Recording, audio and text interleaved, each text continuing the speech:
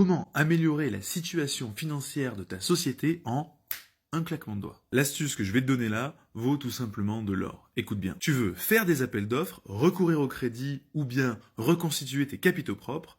Voici ici une astuce qui va vraiment te servir. Voici une situation qui arrive vraiment très souvent. Tu démarres ta société, tu mets de l'apport, tu commences en activité et là tu te rends compte que finalement tu as besoin de plus d'argent que prévu. Tu fais un apport en compte courant, donc en gros tu prêtes de l'argent à la société. Ça, c'est tout à fait légal, il n'y a absolument aucun problème avec ça. Le problème, c'est qu'en général, quand tu es en phase d'investissement, ta société est rapidement déficitaire. Du coup, si tu fais un apport en compte courant et que ta société est déficitaire, ton bilan, il est un peu moisi. Je m'explique. Ta société, elle a donc des dettes envers toi, et en plus, elle fait pas de sous. Ça, je vais pas rentrer dans les détails, mais ça peut avoir une incidence sur les capitaux propres, sur le recours au crédit ou le recours à l'appel d'offres. En effet, on va difficilement prêter ou demander à une entreprise d'intervenir si elle est endettée et déficitaire. Alors comment faire pour accroître le résultat, désendetter la société et que tu ne perdes pas ta créance? Mais avant de te répondre, je suis Henri, conseiller pour les affaires, juriste fiscaliste et formateur professionnel. Si tu aimes ce genre de contenu te donnant des astuces sur le droit, la fiscalité et l'URSSAF, soutiens-toi et soutiens-moi en enregistrant cette vidéo, super important quand tu voudras la retrouver,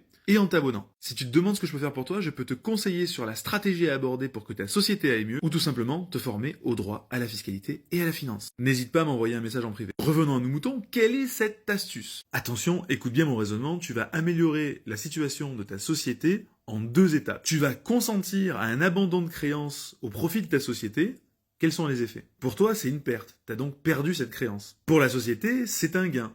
Et ce gain, il est double. D'abord, ta société, elle est plus endettée à hauteur de ce que tu lui as prêté. Dans le bilan, c'est magnifique. Ensuite, du point de vue de la société, cet abandon de créance constitue en réalité un revenu. Ta société devient immédiatement moins déficitaire, voire bénéficiaire. Tu n'as donc plus de dette et tu n'es plus déficitaire. Et là, tu te dis, oui, mais moi j'ai perdu mon argent. Je t'avais dit 2 étapes. Tu vas rajouter à cet abandon de créance une clause qu'on appelle le retour à meilleure fortune. Ainsi, quand la société ira mieux, tu pourras redemander ta créance.